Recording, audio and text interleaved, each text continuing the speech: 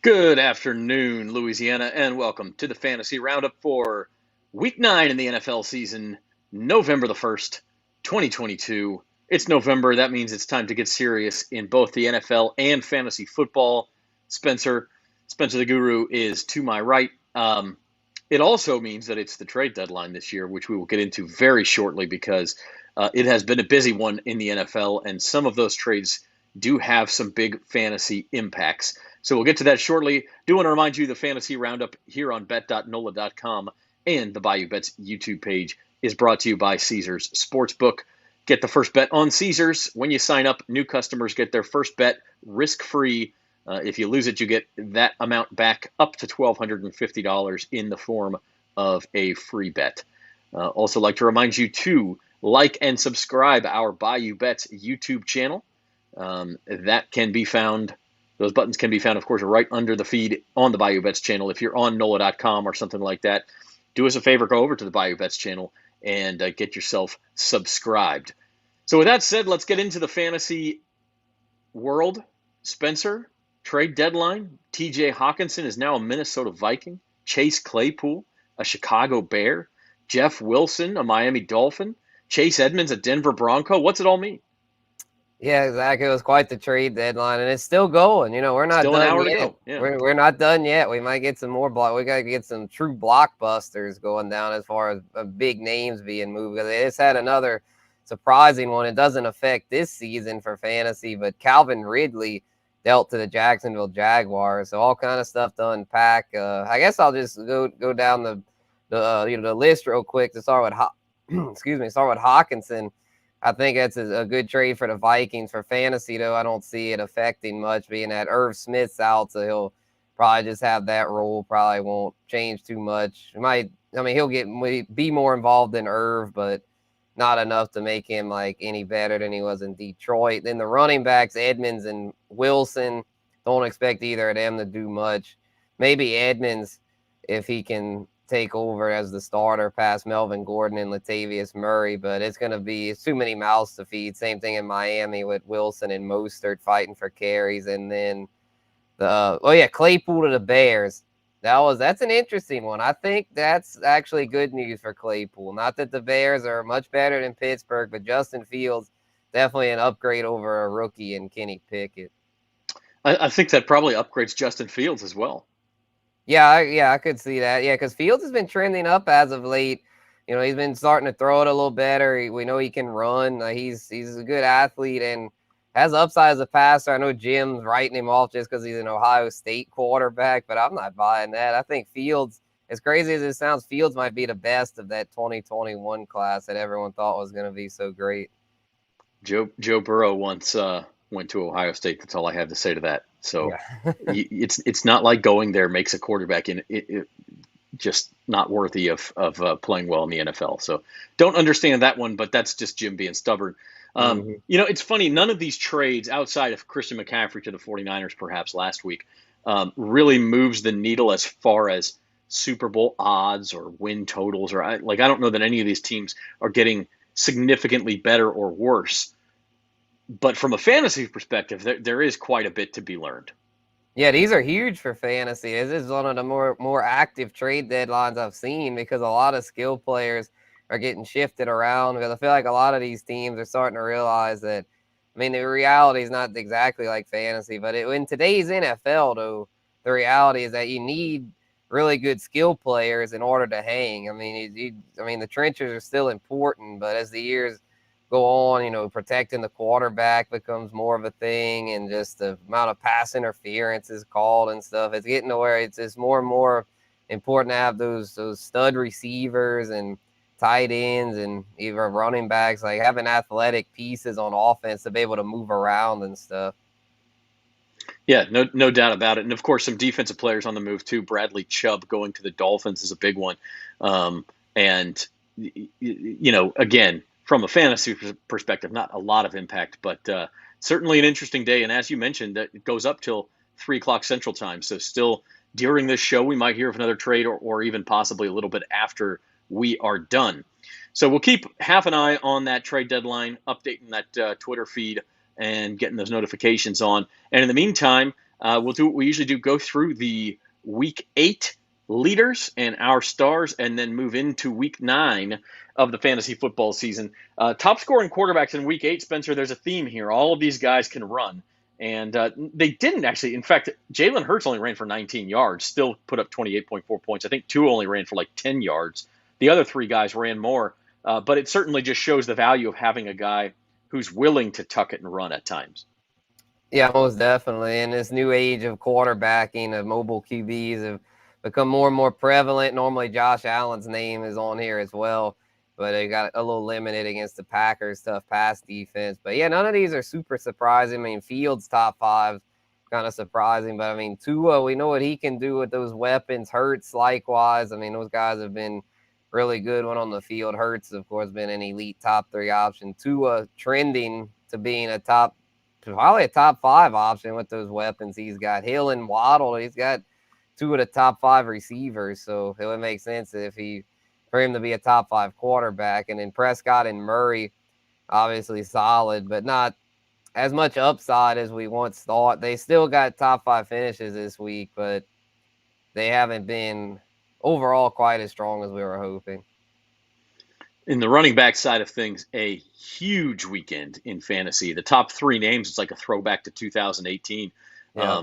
But, these guys can still get it done. For Kamara and McCaffrey, a lot of it has been health, and honestly for Henry too in the past year. All 3 of those guys go over 35 points, which we hadn't had a single running back go over 35 points all year long, believe it or not. And then we get 3 in the same week. Kamara and McCaffrey, of course, McCaffrey threw a touchdown pass. He also, like Alvin, got into it on the receiving side. Yeah, for sure. Yeah, the CMC's performance was incredible, and with the Jeff Wilson trade, I mean, he's going to see even more usage, and we knew he was going to be the workhorse over there.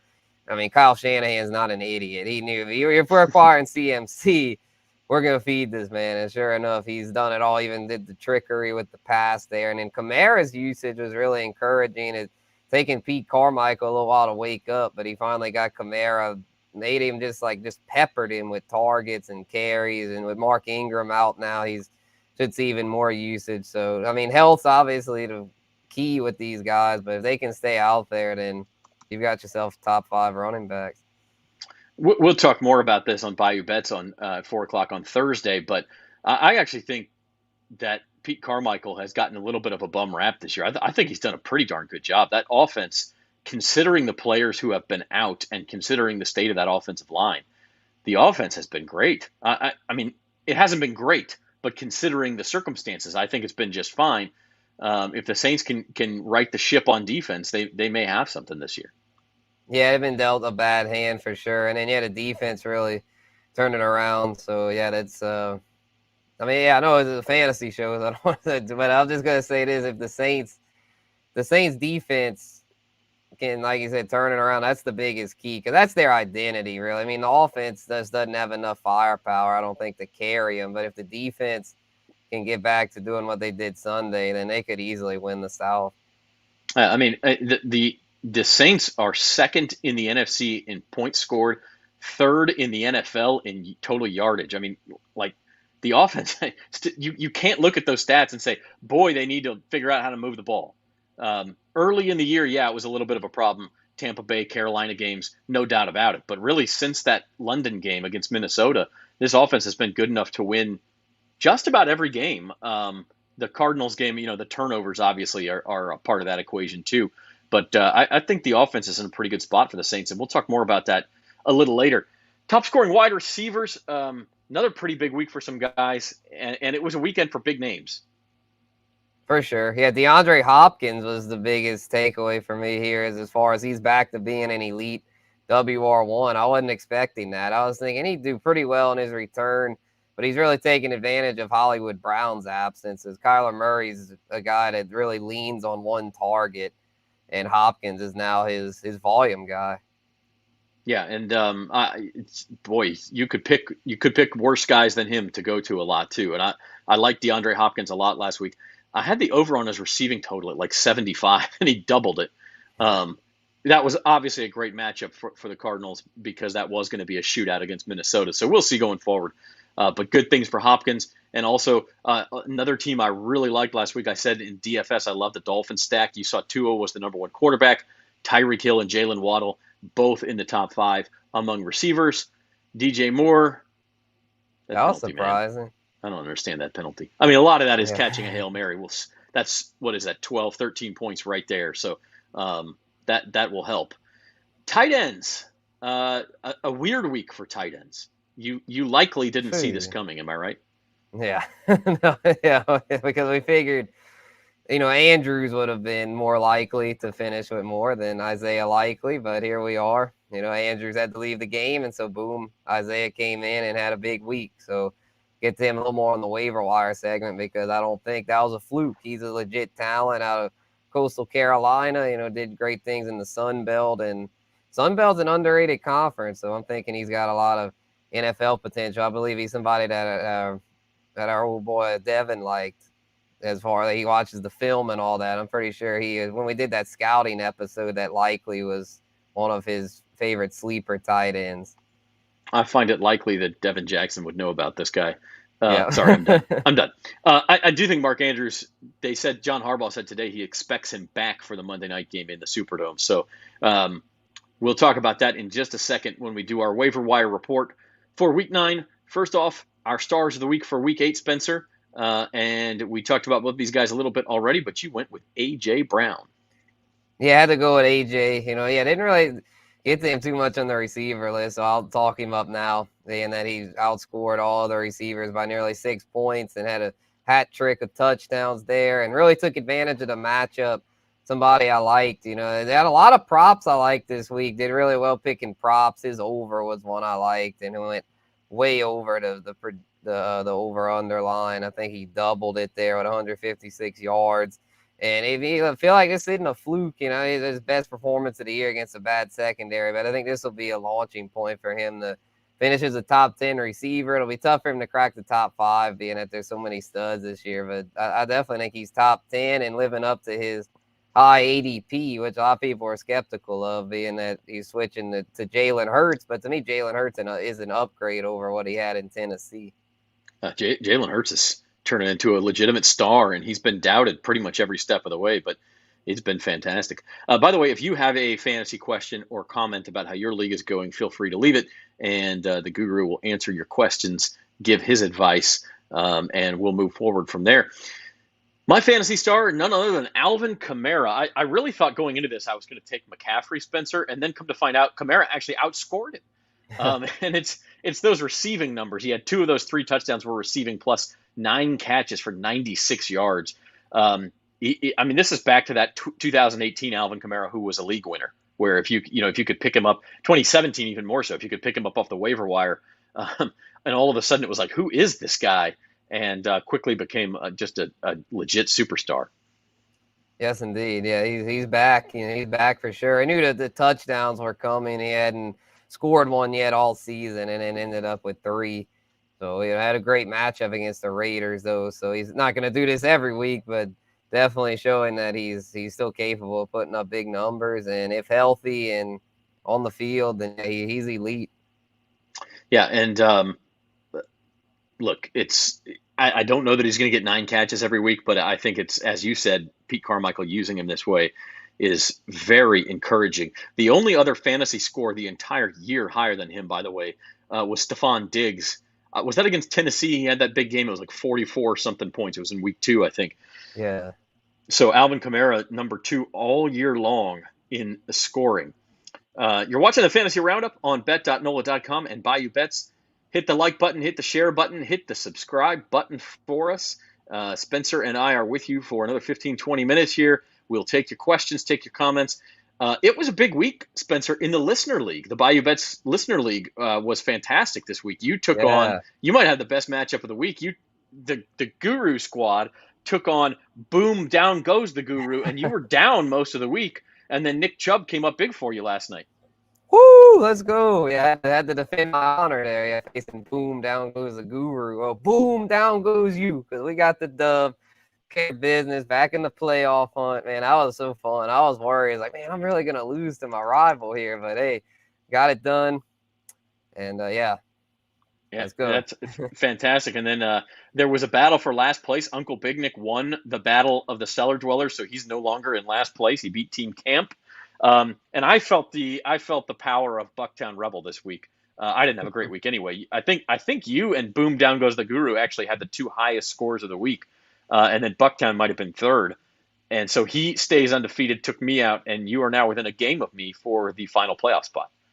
Right. Yeah. Yeah. Shout out to Tommy, for, boom down goes the guru, dude. Because, I mean, he really gave me a run for my money there. So, just talking smack. But, yeah, that good game, man. That's what it's all about.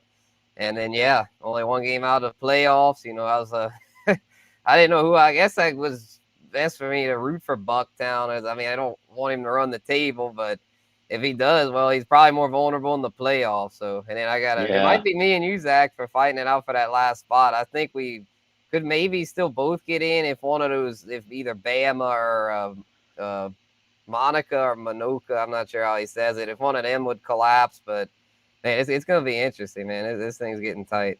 Yeah, it certainly looks like five of us for four spots is the most likely outcome. Still only halfway through the season, a little more than halfway now. So we'll see what happens. It's been a fun league, and those Saints-Panthers tickets waiting for the winner in Week 18. Moving on to Week 9, we do have a comment here. Joffrey says, should I trade Dameon Pierce and Mooney for Jonathan Taylor? That's tough, man. I don't know. I mean, Taylor's been so banged up this year. He had another injury. I would see what they do with Nyheim Hines, because Hines was really involved. If they trade Hines away, I'd say yes. But if they keep Hines, I'd say no, because with the way Taylor's been so banged up, I'm thinking there's going to see more Hines. There's going to be more of a committee over there, to where I hate to say not to trade for JT, because I think he'll have some big weeks coming up, but I don't think he's no longer that elite running back that we thought he was. So I'd probably hold Pierce, because Pierce, the offense is bad, but Pierce has put up really good numbers this year. Yeah, I mean, I'm going to put it this way, Joffrey. I think if you're in a spot where you need to climb in the standings, I pull the trigger on that deal and take a chance. See if Jonathan Taylor can get back to full health. The Colts may give him a lot of carries down the stretch. If you're sitting in a good spot, you're second or third in your league, you're going to make the playoffs. I don't see the need to do that. But if it's a situation where you need to shake things up, I don't think you're getting bad value there. You are rolling the dice a little bit with Taylor's usage and his injury. But that's where I would come down on that one. That's fair. Week 9 waiver wire targets. I don't know, Spencer. Taylor Heineke. Man. Matchup. I don't know. I mean, it's just one of those things where it's the matchup, and he's done better lately. I know he's a backup, was the backup to Wentz, but going against the Vikings, I feel like he's going to put up some points. I know the trendy pick right now is Justin Fields, and he's got a good matchup too. So he's another one to keep an eye on. And Mariota as well, a good matchup. He's been a little better lately, but I just really like this matchup here for Heineke, and him and Scary Terry have really gotten on the same page lately. Yeah, no doubt about it. Elsewhere, Kyron Williams of the Rams is supposedly healthy and coming back now. And so that backfield has a big void. So you think he could fill it? Yeah, I think so. It's kind of this is a rough week for the waiver wire, as evidenced by these names on here. No big names, all kind of like low key options, because with 6 teams on bye week, this is bye Mageddon. We're back to bye Mageddon this week. And so it's tough sledding out there, but these are the kind of names you need to monitor. And Kyron Williams definitely one of those, because I really don't see Ronnie Rivers being the primary back there for the Rams. I'm thinking it might be Williams when he comes back, because Cam Akers he's out in the doghouse. Darrell Henderson isn't the primary back, so who knows? It might be Kyron. And then Terrace Marshall I like as a deep league stash, or even in smaller leagues, he's starting to emerge there. Like P.J. Walker's throwing it more in Carolina, so I'm thinking Marshall, pretty trendy ad there, LSU boy. And then Isaiah Likely, we talked about him earlier. If Andrews is out, he's a must start. And even if Andrews plays, I still like him, because with Rashad Bateman's injury.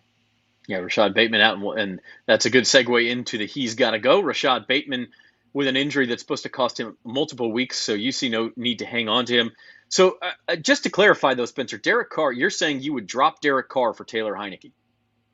Oh yeah, for this week, definitely. Yeah, it's Heineke, Fields, Mariota. You know, I'm done with Carr. I mean, that's all I needed to see. I mean, the Saints defense has not been very good this year, and he couldn't do anything against them. I mean, it was an embarrassment. Their best drive was Jarrett Stidham in garbage time at the end. I mean, the Carr stinks, man. They thought the Adams addition would help, which it has overall, but I mean, he faces Jacksonville this week, who's been pretty solid on defense. So I usually put 4 on there. You know, there wasn't quite as many names that I felt had to go, but Carr definitely won, and then Bateman because of the injury. Yeah, and you know that I'm a Derek Carr fan, but 5 out of 7 weeks he's been over 240 yards. 4 out of 7 weeks he's thrown for at least 2 touchdown passes. I still think long term he's a guy worthwhile, but to your point, I mean, if you drop him, chances are if you need him back in a couple of weeks, no one else is going to run out and grab him. You're so right, you can kind of play those quarterback musical chairs, if you will. So that's you got to go for this week. Do have a question from Minix, a second opinion. Should I trade Swift and Pierce for Kupp? That would be a blockbuster. Yes. He's already got Eckler and Kenneth Walker, so very deep at running back here. I don't know. What do you think, Spencer? Oh, yeah, I definitely would. I mean, that's the kind of risk you got to take because Cooper Kupp, I know he's coming off a little ankle injury, but didn't look like anything serious to where you got to do it because Kupp gives you such a positional advantage. He's one of those few elite receivers, and I know Swift and Pierce is a pretty stiff price, but Pierce is on a bad offense, and Swift is still not healthy, and who knows if he'll ever get healthy this year. He just seems to be very injury prone. So to me, that's you got to do that. Yeah, I might poke around and see because those are 2 good pieces.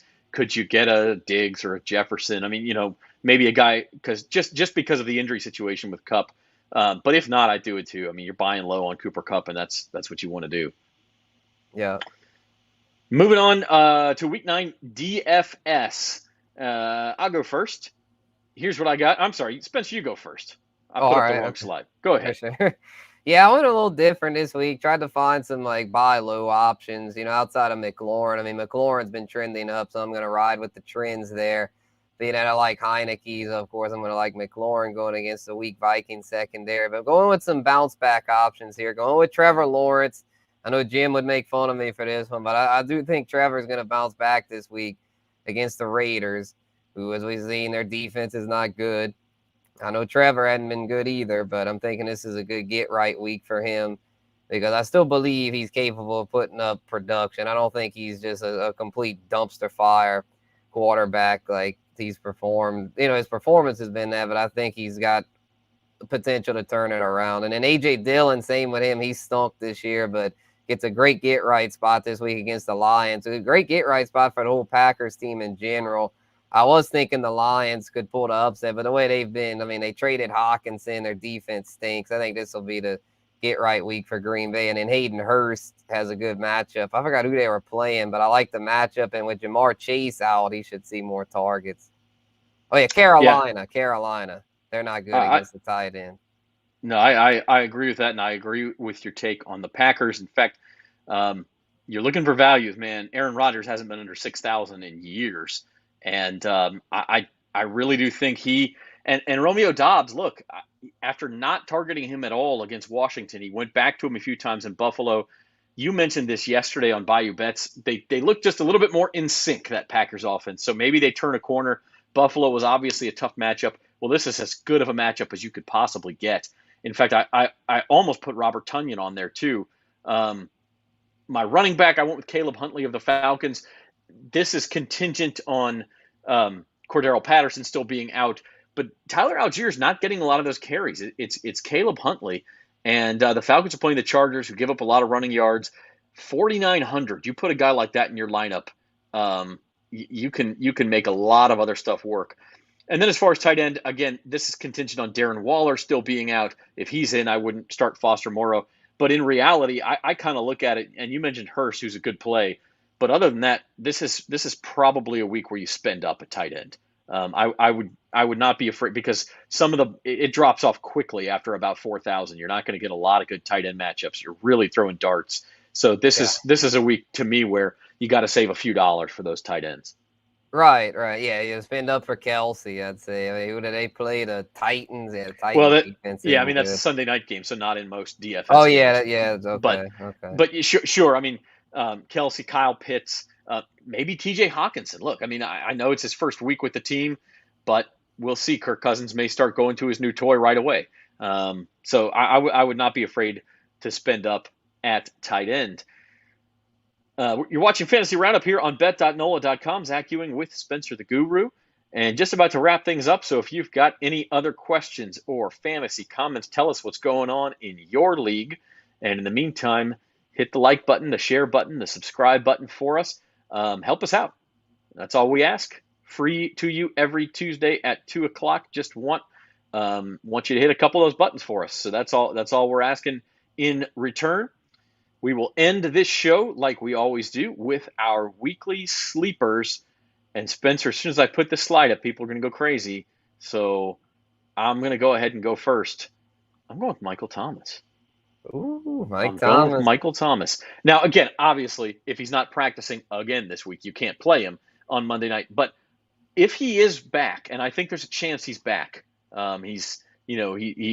he's back on the sideline. He's limited practice the last couple of weeks, at least once or twice.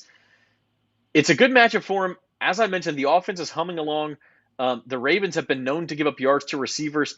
And look, every time he has been healthy, whoever the Saints quarterback is has just thrown a bunch of targets his way. So I wouldn't be afraid to throw him right back in there if he's healthy. I think he has a good week. Yeah, I don't know how to feel about Michael Thomas. Even if he plays, I guess you got to start him. But, man, it's just he's been out for so long. It's like, is he going to have the chemistry with Dalton? I would think so, but. That's why he's a sleeper. That's why those Z's are on the screen, baby. And again, he's got to be healthy. Nervous. I'm so mad. If he's not practicing, I understand. If he doesn't practice on Thursday and Friday, you can't hold a starting spot out for him for the Monday night game. You can't do that because you don't know. But if he's practicing in full by the end of the week and it sure looks like he's going to play, I hold that starting spot out for him unless you're just loaded at receiver. But in a week with a lot of buys, I think Michael Thomas is a start, assuming he's practicing. Spencer, you went Rondale Moore of the Arizona Cardinals. Yeah, I went with Rondale. He's starting to get more involved there. Everyone's talking about Hopkins, but Rondale Moore has been a reliable option as well. And with teams, I think more teams are just going to start this double teaming Hopkins. I'm tired of letting this guy beat us. So, and I think that's going to really open things up for Rondale Moore. We saw what Greg Dortch did early on, but now that Moore is back, he's taking over the slot role. And yeah, I think as long as he's on the field, he's a strong flex play. That's not getting much love. So yeah, absolutely. Just taking another look real quick at Adam Schefter and Field Yates and all these guys. No big trades in the 30 minutes that we've been with you. But again, just to recap, you've got Calvin Ridley did go to the Jaguars, but that will not affect this year. Obviously, he's suspended for the year. But the big ones: T.J. Hockenson to the Vikings. Chase Claypool to the Bears to team up with Justin Fields, and Jeff Wilson to the Dolphins, where that could affect Raheem Mostert's value down there in Miami. Your takeaway on trade deadline day, Spencer, who do you think has the biggest positive or negative impact? Yeah, I'm going to say, I mean, nothing too major, but I still think the Claypool thing is probably the biggest positive, being that it helps Justin Fields, it helps Claypool. I know the Bears, that's not a sexy destination for fantasy football, especially quarterbacks and receivers. But I think this actually made a lot of sense for Claypool to get a fresh start and for Fields to get another weapon. So I like it more than the Hockenson thing. I know a lot of people are probably going to say that one's the best, but to me, Hockenson doesn't really get helped much by that. I know the offense is better, but I don't think he'll see as many targets with Jefferson and Thielen ahead of him. Yeah, and my take, and this is a little bit of a different take on the Hockenson deal. If you're one of these teams, and there's a lot of them out there, I've got a couple teams that are like this, where you're just searching for a tight end. every week you're like, man, I just hope I get more than 5 points from my tight end because I'm starting Dalton Schultz or I'm starting Dallas Goedert or, and none of these guys are producing consistently. How about James Mitchell in Detroit? I mean, we know Ooh, that offense will run through tight ends. Hockenson's gone. I don't think they're going to stop throwing to the tight end. And James Mitchell, a talented guy, I think he's probably worth a flyer. that's an interesting take. They also have a Brock Wright, but I think he's more of a Mm-hmm. blocker. So yeah, that Mitchell guy might be worth taking a look at. I didn't think of that, but yeah, I'll have to see if he's on the wire because I got a couple leagues where it's just straight by Mageddon, including our listener league. I literally have 4 empty spots in my lineup because of bye week. So Yeah, there's a lot definitely of gonna have red to. on those lineups right now. Yeah, and we're playing each other, Zach. So I'm down bad. If I beat you, I'm gonna be surprised because right now I'm projected only like 50 points. So I'm gonna have I some think I work to have do 2 tonight. buys in that league, but one of them is my kicker. So I think I'm probably in better shape than you. So anyway, we'll talk about that next week. The Guru Squad against Bayou Bets, Zach, Yeah, in bring the it Bayou on. Bets Listener League. We will go at it this week. We'll be back Thursday, 4 o'clock. Bayou Bets. We'll talk Saints Ravens. We'll also talk a lot of LSU Alabama. Coming up a big football weekend in South Louisiana. Very exciting. And we'll also talk our takes on the rest of the trade deadline if anything should happen here in these last 30 minutes. And then we'll be back same time, same place next week, 2 o'clock, Fantasy Roundup for Spencer the Guru and the rest of our crew at the Bayou Bets. Thanks for watching, everybody.